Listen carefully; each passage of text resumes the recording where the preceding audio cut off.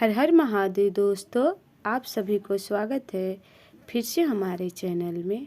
आज मैं महादेव की एक सुंदर सी कथा लेकर आई हूँ। यह कथा एक गांव के गरीब परिवार की है, जहाँ 3 भाई और एक बहन अपने परिवार के साथ रहते थे। बहन सबसे छोटी थी और भाई जो तीनों थे वो बड़े थे, और बहन का नाम प्रेमा था। प्रेमा को माता पिता और तीनों भाई का बहुत ही प्यार मिलता था, और उस प्यार को पाकर प्रेमा बहुत ही खुश रहती थी। प्रेमा महादेव की बचपन से ही बहुत बड़ी भक्त थी।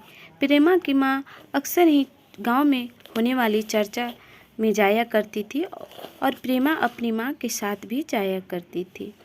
और प्रेमा चर्चा में जाती थी और महादेव के जो गुणगान होते थे, चर्चा होते थे, भजन होते थे, वहाँ पर वो सीखती थी और गाती थी, और उसे बहुत ही अच्छा लगता था। और प्रेमा सबसे छोटी होने के कारण उसे बहुत ही प्यार मिलता था, और उसे वो बहुत ही खुश रहती थी।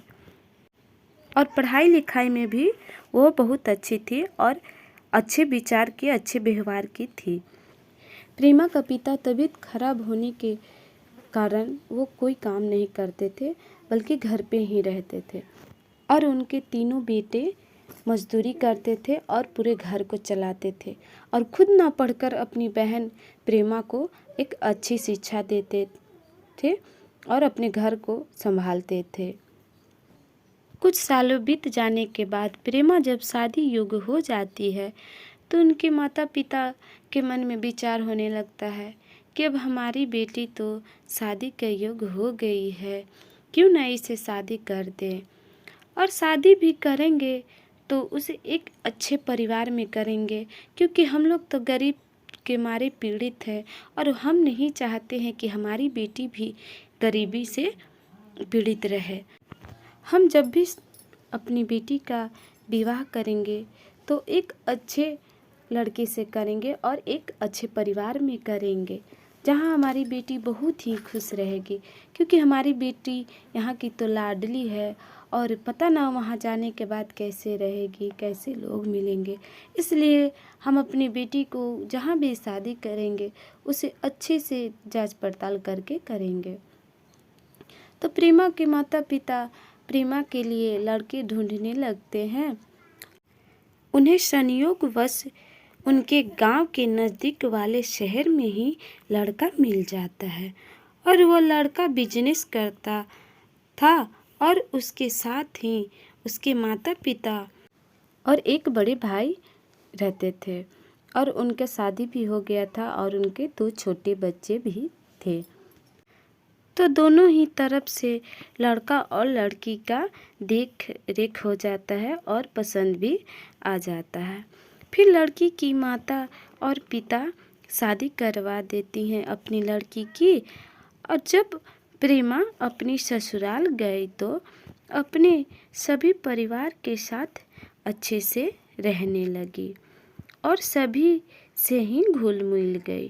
पर प्रेमा की जो जेठानी थी वो अच्छी व्यवहार की नहीं थी, और प्रेमा पर अपनी हमेशा हुक्म चलाया ही करती थी। और प्रेमा जब भी कोई काम करती थी, उसे काम करते वक्त भी और काम दे देती थी। बोलती थी कि ये काम तो अभी नहीं हुआ है, अभी कितना देर लगेगा, कब तक करती रहोगी।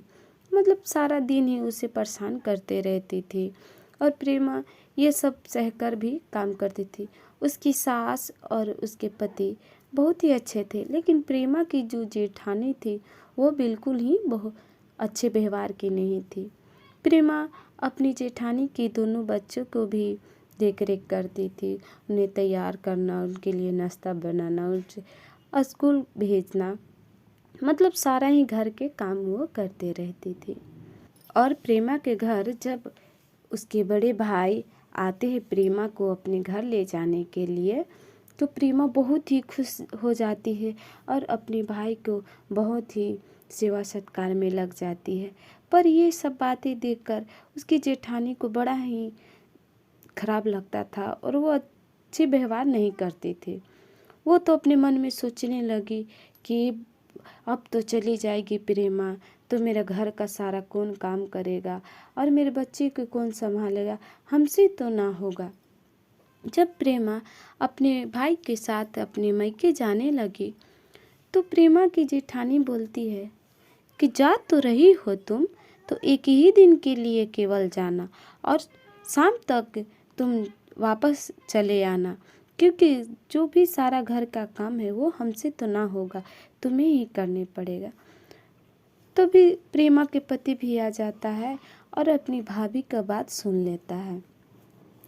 तो प्रेमा कुछ ना बोलती है और प्रेमा का पति बोलता है कि प्रेमा, भाभी ठीक ही बोल रही हैं कि भाभी से सारा काम ना होगा, तुम शाम को ही चले आना, मैं आऊँगा तुम्हें लेने के लिए। तो प्रेमा वहाँ से कुछ नहीं बोलती है और अपने भाई के साथ घर पे चली आती है और बड़ा ही वो दुखी होती है कि कहती है, हे महादेव, हमारे घर में ऐसा क्यों हो रहा है, हम तो नहीं जानते थे कि हमारे साथ ऐसा कुछ होगा। हम तो मायके आए हैं तो अपने माँ बाबा के साथ, अपने तीनों भाई और भाभीयों के साथ घुल मिलकर कुछ दिन रहते, समय बिताते, क्योंकि शादी करने के बहुत दिन के बाद हम अपने घर पे आ रहे। मतलब अपने वो मन का विचार जो भी था अपने महादेव से बता रही थी और कह रही थी, अपने मन ही मन सोच रही थी। फिर अपने जब घर वो चली जाती है तो प्रेमा को देख उसकी भाभी लोग बहुत ही खुश हो जाती हैं और उसे सत्कार में लग जाती है और वो सभी से मिल लेती है।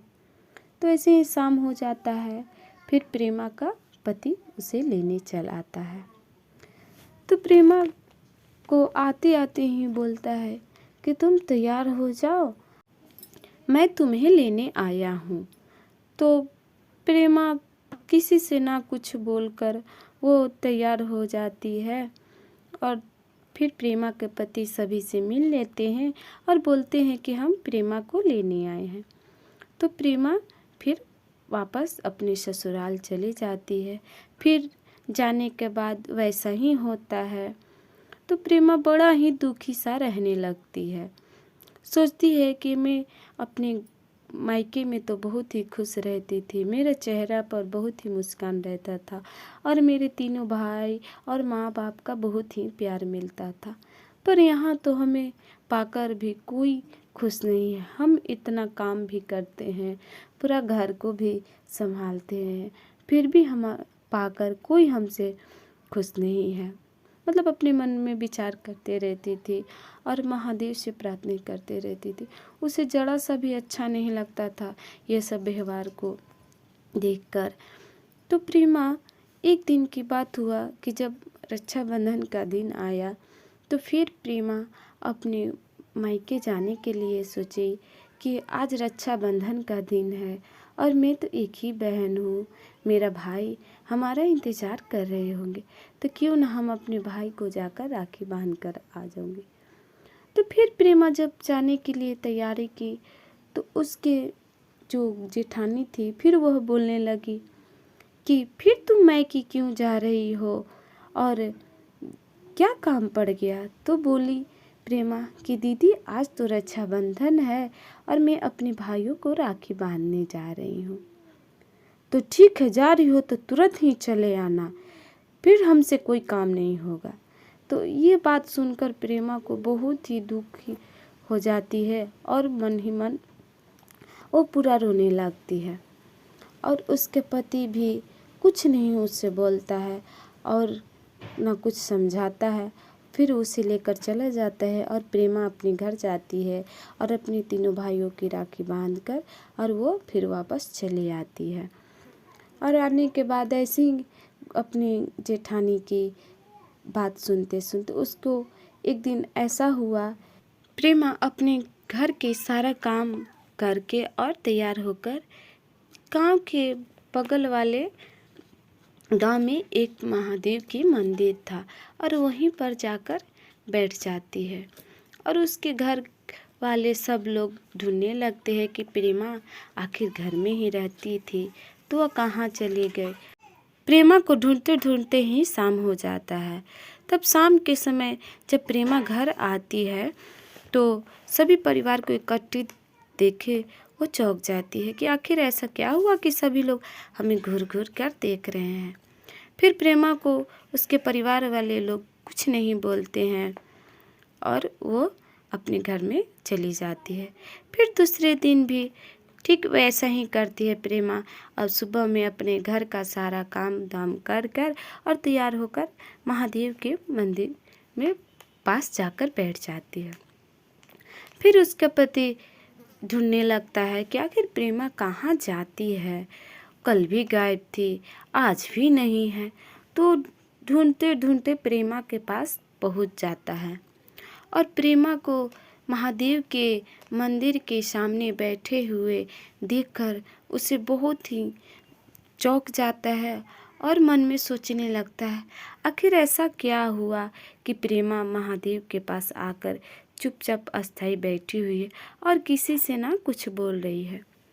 तब प्रेमा का पति प्रेमा के पास जाता है और उससे पूछने लगता है कि आखिर ऐसा क्या बात है प्रेमा कि जो तुम इतने दुखी हो और हमसे बात नहीं कर रही हो, ना हमसे कुछ बता रही हो।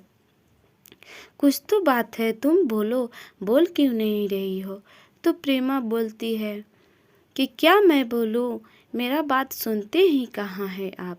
अगर मेरा बात आप सुनते तो ऐसा होता। तो बोलता है प्रेमा के पति कि ऐसा आखिर क्या बात है, तुम हमें बताओ, तभी तो मैं जानूँगा। तो आप मेरा बात सुनते ही नहीं हैं तो मैं क्या आपसे बोलूं। तो प्रेमा अपने पति से बोलने लगती है और बताती है, कहती है कि मैं तो आपके घर का जो भी सारा काम है वो सारा काम मैं ही खुद ही करती हूँ और बच्चे को भी संभालती हूँ, काम में कोई कसर नहीं छोड़ती हूँ। तब भी हमें सब लोग बोलते रहते हैं कि कामचोर है ये और कोई काम धाम नहीं करती है, केवल अपने महादेव की भक्ति में ही लीन रहती है। और ये सारी बातें हमको बर्दाश्त नहीं होता है, क्योंकि जितना हम महादेव की लगन से भक्ति करते हैं और पूजा पाठ करते हैं, आराधना करते हैं, उतना ही लगन से हम अपने घर का सारा काम करते हैं। क्योंकि मैं अपनी माँ बाप की एक ही बेटी हूँ और मैं ये नहीं चाहती हूँ कि हमारे ससुराल वाले लोग मेरे माँ बाप को जाकर बोले कि आपकी बेटी ऐसा है वैसा है, अच्छी व्यवहार के नहीं है। मैं ये सोचकर भी अपने पूरे परिवार को खुश रखना चाहती हूँ, पर हमसे तो कोई खुश ही नहीं है। और ये बात अगर मैं आपको बताती भी हूँ तो आप सुनते भी कहाँ हैं मेरे। तो इसीलिए मैं आपको कुछ नहीं बोलती हूँ और जो भी बात होता है मैं अपने महादेव की शरण में आकर बताती हूँ और बोलती हूँ। मेरे महादेव ही रक्षक है, मेरे महादेव ही हमारे परेशानी को दूर करेंगे, संकट को दूर करेंगे। इसीलिए मैं यहाँ पर अपने महादेव के पास चली आती हूँ। मुझे आने से यहाँ पर बहुत ही अच्छा लगता है। तो प्रेमा का पति ये सब बातें जान लेने के बाद फिर प्रेमा को वहाँ से अपने घर वापस ले जाता है और अपने घर में सारे लोग को बता देता है कि ये सच में जितनी महादेव की परम भक्त है और उतने ही अपने घर परिवार को भी सारे काम लगन और मन से करते रहती, फिर भी इसे क्यों पीड़ित किया जा रहा है। आपको इसे पीड़ित करने में जरा सा भी समझ नहीं आता है।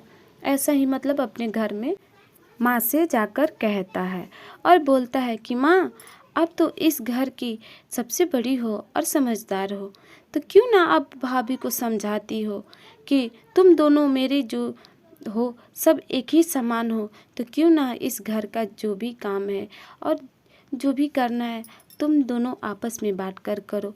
और प्रेमा की तो कोई बच्चा भी नहीं है, वो तो भाभी के दोनों बच्चों को भी पालन पोषण करती है, फिर भी इसे क्यों ऐसा बोला जाता है।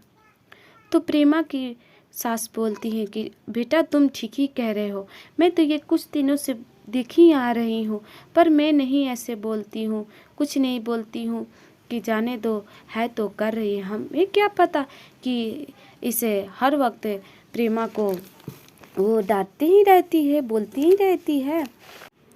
तब प्रेमा की सास अपनी बड़ी बहू को समझाती है और बोलती है कि ये गलत है। जब प्रेमा महादेव की इतनी भक्ति में लीन रहती है तो क्यों तुम उसे परेशान करते रहती हो। तुम्हें भी उसके साथ साथ महादेव की पूजा आराधना करते रहना चाहिए, जिससे हमारे घर परिवार का भी सुख शांति हमेशा बना रहेगा। तो प्रेमा की सास की बातों को सुनकर प्रेमा की जेठानी उस बात को समझ जाती है और अपनी देवरानी को अच्छे से रहने लगती है और उसे कोई भी काम करने को नहीं कहती थी और उसके साथ साथ महादेव की आराधना भी करती थी और गांव में हर एक चर्चा होने वाला जहाँ होता था वहाँ जाया करती थी और अपने परिवार के साथ खुश से रहने लगती थी। तो प्रेमा अपनी सास की, अपने पति की और जेठ जेठानी की प्यार पाकर वो बहुत ही खुश रहने लगी और उसे फिर कभी भी एहसास ना होने लगा कि हम अपने मायके में जैसे रहते थे वैसे हमारा प्यार हमें ससुराल में भी हमें मिलने लगा। यह पाकर वो बहुत ही खुश रहने लगी और अच्छे से रहने लगी। प्रेमा अपनी ससुराल का प्यार पाकर अपने महादेव को बहुत ही धन्यवाद करने लगी कि हे आदिदेव महादेव, आपने हमारी विनती सुन ली। आप करुणा निधान है, दयावान है, कालों का काल है, महाकाल है।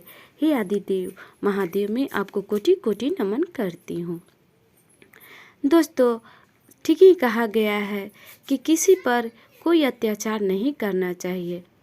महादेव सब देखते हैं कि कौन कैसा कर रहा है और जो जैसा करता है वो वैसा पाता है। दोस्तों, अगर मेरी कहानी पसंद आई होगी तो प्लीज़ लाइक कीजिए और सब्सक्राइब कीजिए और बेल आइकन को भी दबाइए, क्योंकि जब भी मैं महादेव की नई वीडियो अपलोड करूं तो आप सभी के बीच जाए और आप सभी बहुत ही लगन और ध्यान से सुने। दोस्तों, मेरी कहानी को अधूरा ना छोड़े और पूरा ही ज़रूर सुनिए और अपने सुझाव मेरे कमेंट बॉक्स में ज़रूर ही दीजिए। और जितने भी मेरी कहानी को सुनते हैं आप सभी को महादेव स्वस्थ रखे। हर हर महादेव।